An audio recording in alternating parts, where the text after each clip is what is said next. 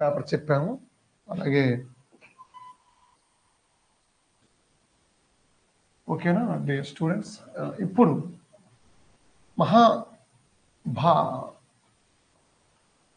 భాగవతం, ఈ భాగవతానికి సంబంధించి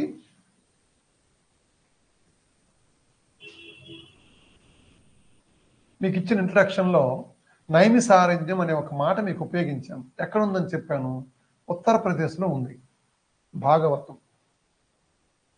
dear students, ఏ పూర్వ పుణ్యమో రామాయణం గురించి ఇంట్రడక్టరీ క్లాస్ విన్నారు, మహాభారతం గురించి పరిచయ తరగతి విన్నారు. ఇప్పుడు భాగవతోత్తముల కథలను తెలియజేసే సమాహారం భాగవతం. ఈ భాగవతోత్తములందరూ ఎవరి గురించి చర్చిస్తారు, ఎవరి గురించి సంవాదాలు ఉంటాయి, ఎవరి యొక్క గుణగణాలు కీర్తిస్తారు, మొత్తం అంతటికి ఒకటే పాత్రధారి శ్రీ మహావిష్ణువు. ఎవ్వనిచే జనించు జగమెవ్వని లోపల నుండు లీనమై ఎవ్వని యందుడిందు పరమేశ్వరుడెవ్వడు మూల కారణం వెవ్వడు అనాది. నన్ను చూడండి, నేను చెప్పేటప్పుడు అనాది అంటే గతం, మధ్య లయుడెవ్వడు, అనాది మధ్య లయుడెవ్వడు, సర్వము తానే అయిన వాడెవ్వడు, వాణి ఆత్మభౌ ఈశ్వరునే శరణంబు వేడెదన్.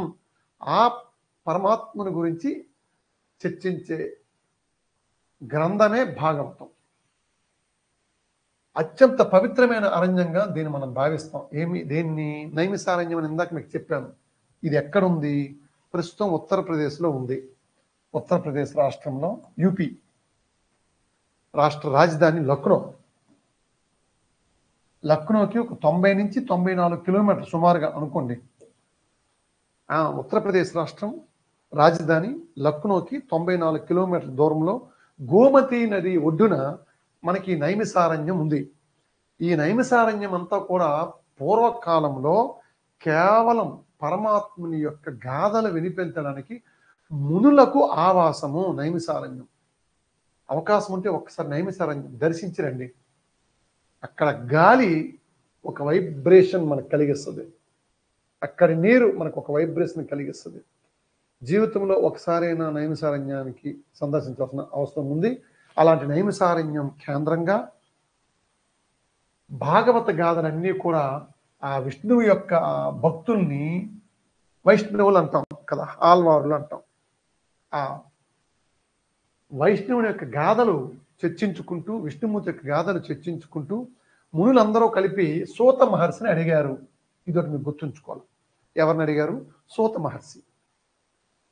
ఏ మునిని అడిగారు? సౌనకాది మహామునులను పెట్టుకోండి. సూత మహర్షి భాగవతాన్ని ఎవరి కోరిక మేరకు బోధించాడు? సూత మహర్షి, సౌనకాది మహర్షులు సుమారుగా 84,000 మంది. వీళ్ళందరికీ ఆవాసం ఎక్కడ?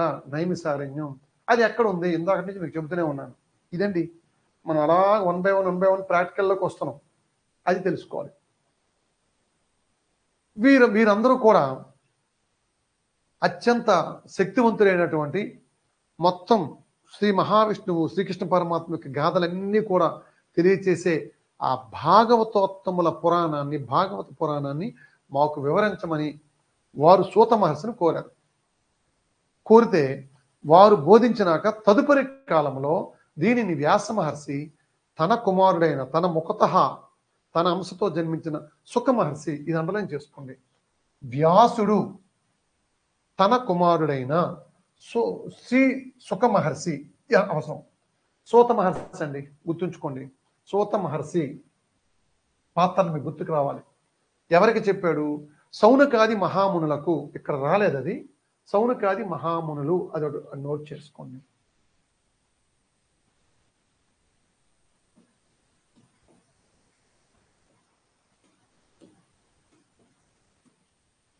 మహామునులకు బోధించారు శ్రీకృష్ణుని యొక్క లీలలు, పరమాత్ముని యొక్క లీలలు. తదుపరి కాలంలో వీటిని వేదవ్యాసుడు తన కుమారుడైన సుఖ మహర్షికి ఉపదేశించాడు. ఈ సుఖ మహర్షి మహాజ్ఞాన భాండాగారం అండి. తన జ్ఞానాన్నంతా ఎవరికి అందిద్దాం అని ఒక జిజ్ఞాసతో, ఒక పుత్రవాత్సల్యంతో శిష్యుని వెతుక్కుంటూ వెళ్ళగా వెళ్ళగా వెళ్ళగా ఆయన యొక్క విధి లలాటలిఖితమై పరీక్షిత్ మహారాజు, ఎవరి యొక్క మనుమడు? అర్జునుని యొక్క మనుమడు. పరీక్షిత్తు మహారాజుకు శిష్యుడిగా తీసుకొని ఆ పరీక్షిత్తు మహారాజుకు సుఖ మహర్షి బోధించాడండి. తక్షకుడు, ఇది ఒక పాత్ర మీకు తెలియాలి. తక్షకుడు అనేటువంటి ఒక సర్పము, ఆ సర్పగణం ఉండడం వల్ల ఇంకా చనిపోతాను, నాకు మరణం ఆసన్నమైంది అని భావించి పరీక్షిత్ మహారాజు నేను ఇంకా స్వామి యొక్క గాథలు వింటూ ఆ స్వామి ధ్యానంలో ఉంటూ, పరధ్యానం కాదు, ధ్యానంలో ఉంటూ, ధ్యానం పెరిగేటప్పుడు పరధ్యానమే వస్తుంది. పరధ్యానంలో ఉండేవాడే లౌకికాన్ని విడిచిపెట్టగలడు అనమాట. స్వామి ధ్యానంలో ఉంటానంటూ ఒక వైరాగ్యం సిద్ధించి ఇంకా పరీక్షిత్ మహారాజు ఆ స్థితికి వెళ్ళిపోతే అప్పుడు సుఖ మహర్షి, చూసుకోండి, సుఖ మహర్షి తక్షకుని యొక్క శాపం ఫలితంగా సుఖ మహర్షి ఎవరికి భాగవతాన్ని మొత్తం ప్రవచనం చేశాడు? పరీక్షిత్ మహారాజుకి ప్రవచనం చేశాడు.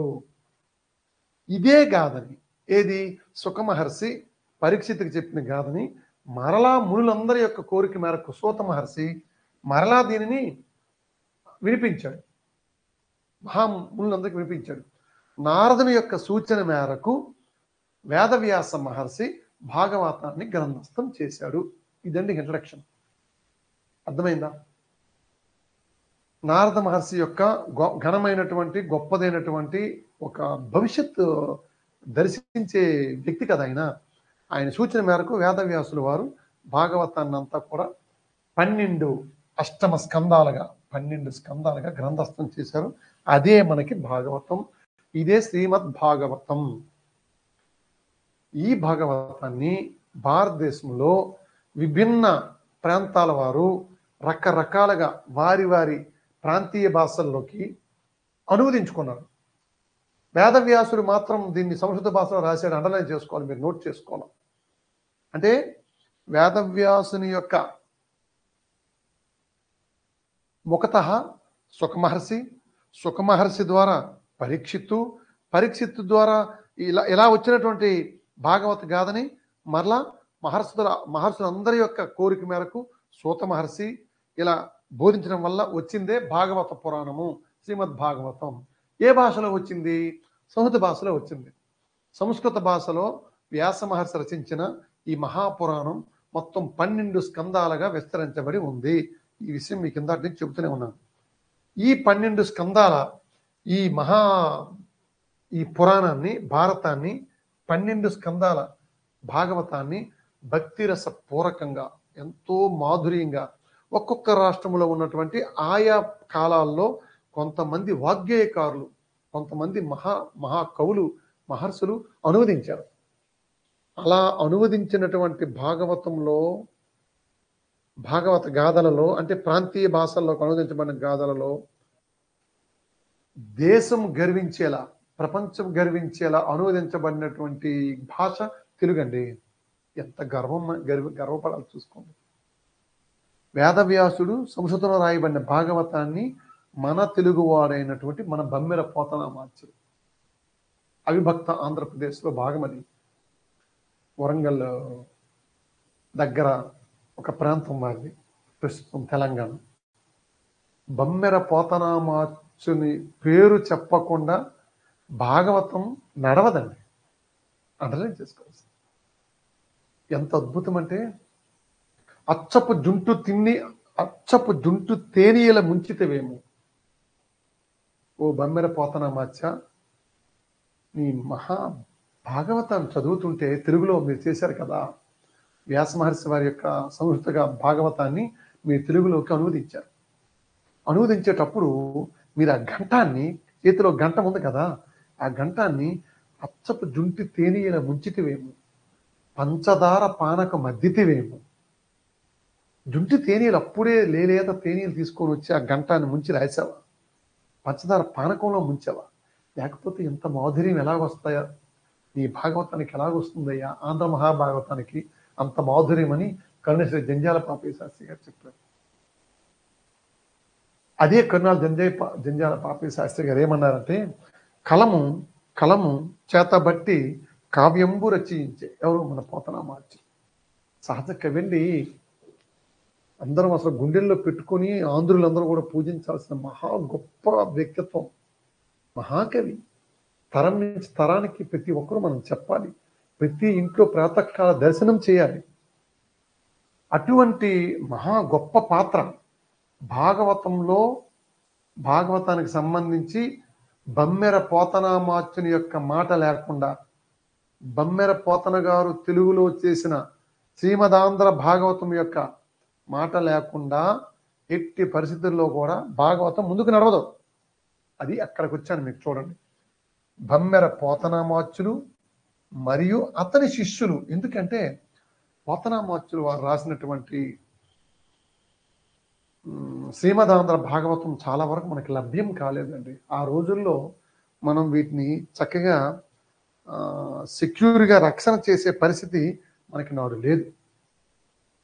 కాబట్టి పోతన భాగవతం చక్కగా తెలుసుకుంటే వేదవ్యాసుడి భాగవతం మొత్తం మనకు తెలిసిపోతుంది. ఇక్కడ ఇంకొక విషయం మీకు చెప్తాను. మూల భాగవతంలో లేని చాలా విషయాలు, కొన్ని విషయాలు అదనంగా పోతన చేర్చారు. అదొకటి అనలైజ్ చేసుకోండి. మీరు మూల భాగవతం లేదు, పోతన భాగవతం ఉన్నాయి. ఎన్ని జన్మల పుణ్యమో తెలుగువాడిగా పుట్టాం. అసలు ఒక్క మాట చెప్తాను వినండి. పోతన రాసిన భాగవతములోని ఒక పద్యము కూడా రాని ఆంధ్రుడు లేడు అనేవారు.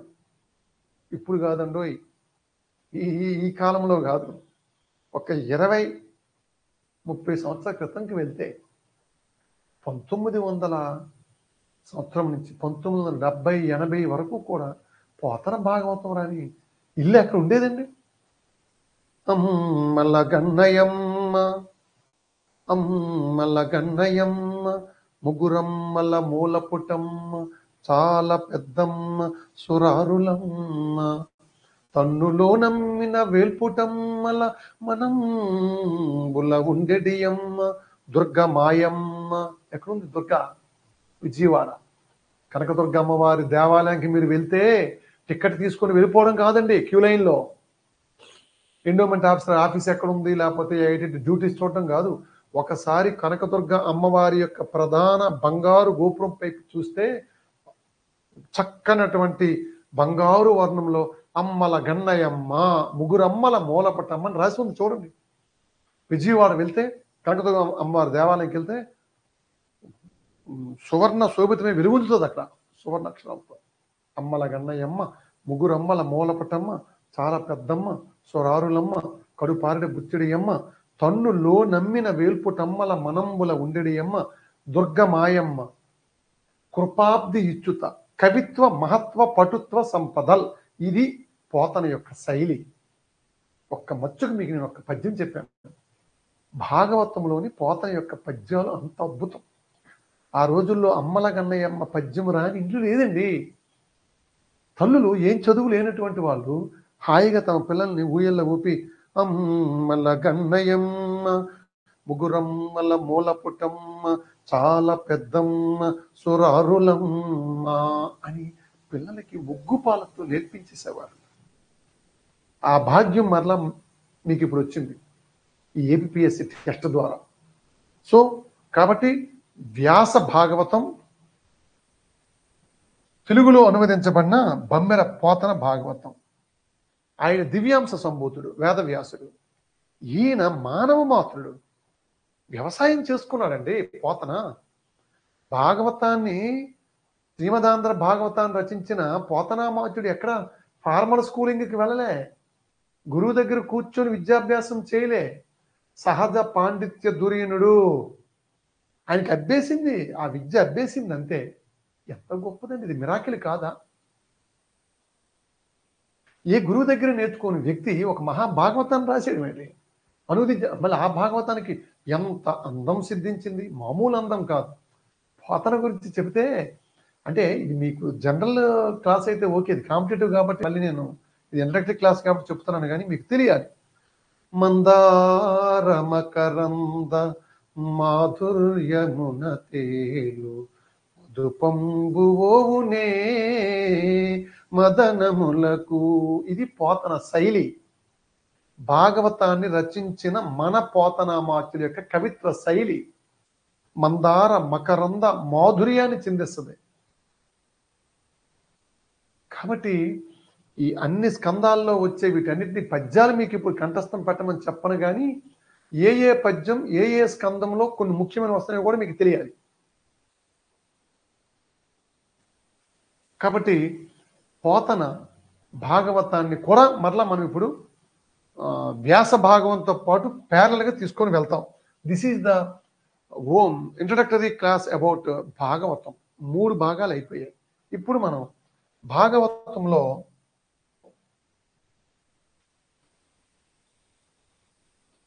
భాగవతం చేస్తూ శ్రీరామచంద్రుని తన కులదయంగా భావించినటువంటి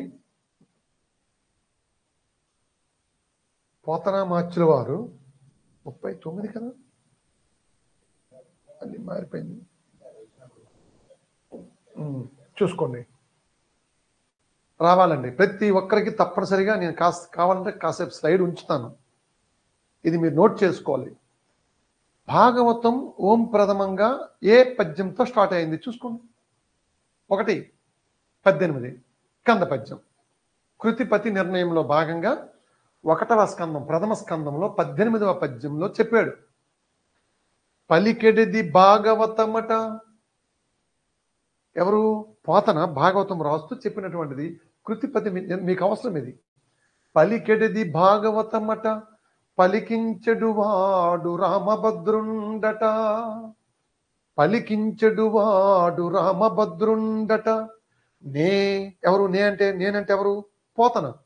నే పలికిన భవహరమగునట, పలికెద వేరుండుగాద పలుకగనేలా అంటూ అత్యంత భక్తి ప్రపత్తులతో వినయంగా పోతనామాచ్యుల వారు భాగవతాన్ని చేశారండి.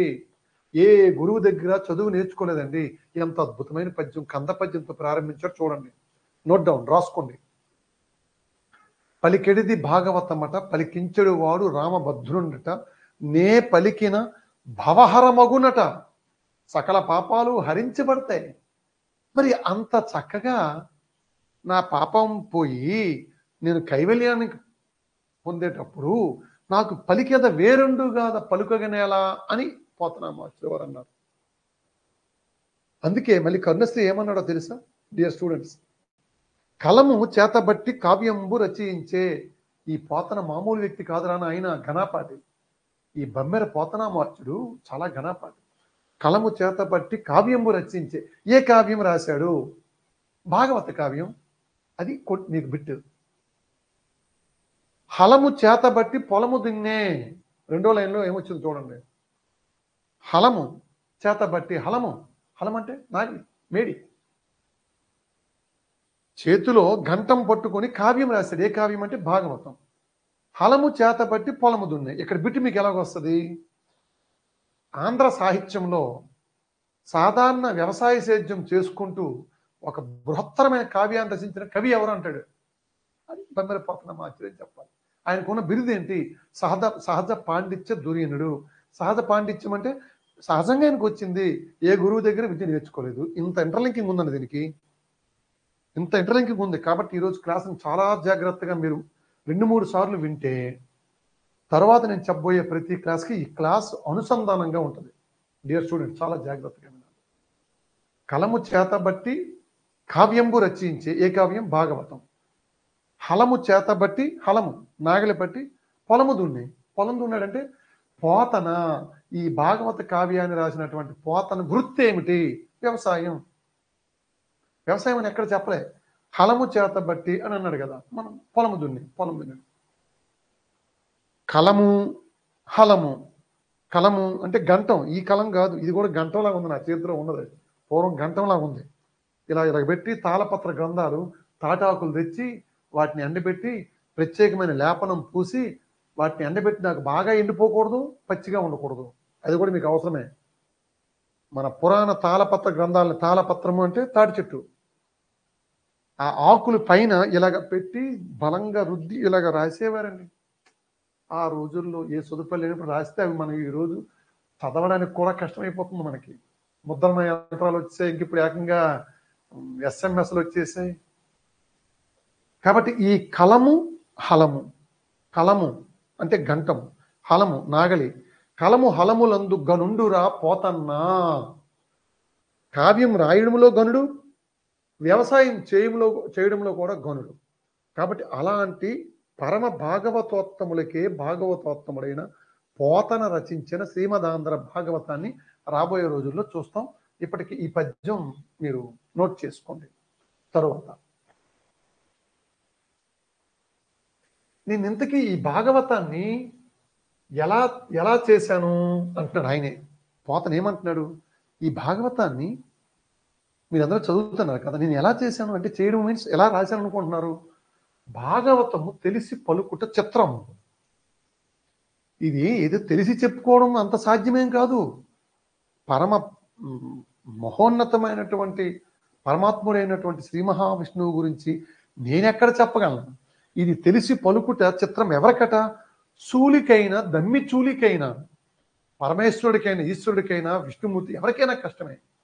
ఎలా చెప్పగలను? నాకున్న జ్ఞానం ఏంపాటి? చాలా కష్టం, నేను చెప్పలేను. అయితే మరి నేను ఎలా చెప్పానయ్యా?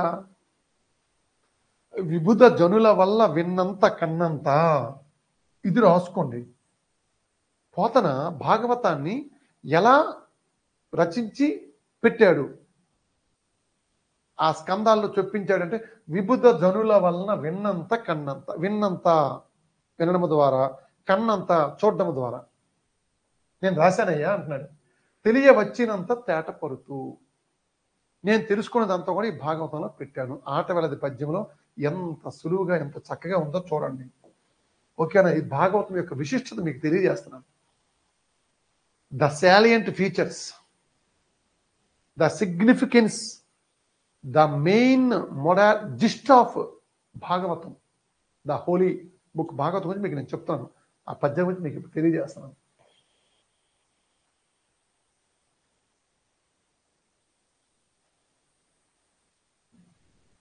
చూడండి పోతన శైలి ఎంత గొప్పదో.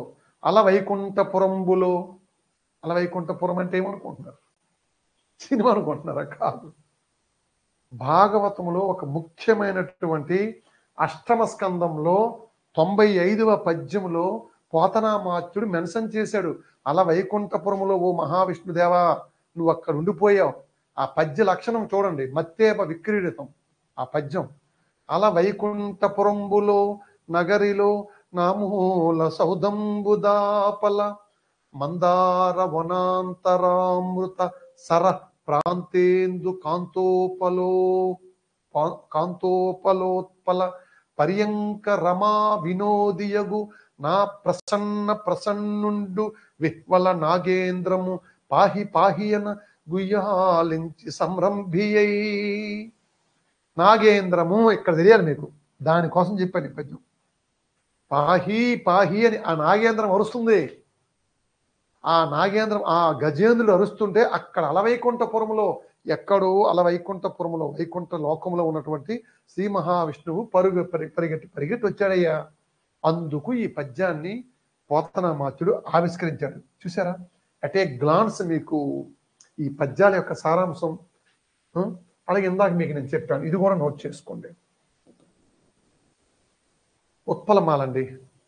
ప్రథమ స్కందములో పద్యం. అమ్మల గన్నయమ్మ, ముగ్గురమ్మల మూలపుటమ్మ, చాలా పెద్దమ్మ, సురారులమ్మ, కడుపారడి బుచ్చినయమ్మ, తన్ను లోనమ్మిన వేల్పుటమ్మల మనంబుల నుండిడయమ్మ, దుర్గ మాయమ్మ, కృపాబ్ది ఇచ్యుత, మహత్వ కవిత్వ పటుత్వ సంపదల్. ఈ పద్యం ఎక్కడ రాయబడి ఉంది? విజయవాడ కనకదుర్గమ్మ అమ్మవారి యొక్క దేవాలయంలో. మనం ఇలా తల ఉంచి వెళ్తుండగానే పైన గోపురంపై ఉంది. మరి లోకా సమస్త సుఖినో భవంతు. ఇంకా భాగవతంలో చాలా తెలుసుకోవాల్సిన విషయాలు ఉన్నాయి. ఈ రోజుకి మీకు ఈ క్లాస్ని ఇక్కడతో ముగిస్తూ, 3 ప్రధానమైనటువంటి గ్రంథాల గురించి మనం ఒక విహంగ వీక్షణం చేసాం. Bird's eye view. ఏమిటి రామాయణం, ఏమిటి భారతం, ఏమిటి భాగవతం చెప్పాం. ఇంకొక క్లాస్లో కూడా మీకు భాగవతం గురించే మరలా తెలియచేసినాక అప్పుడు అష్టాదశ పురాణాలు మొదలగు వాటి గురించి వెళ్తాం. వాటి గురించి వెళ్ళే ముందు రామాయణ భారత భాగవత గాథల గురించి మీకు ఇంకా line to line, person to person, place to place ఆయా ప్రదేశాల యొక్క ప్రాధాన్యత కూడా తెలియచెప్పడం జరుగుతుంది. ఓకేనా? All the best.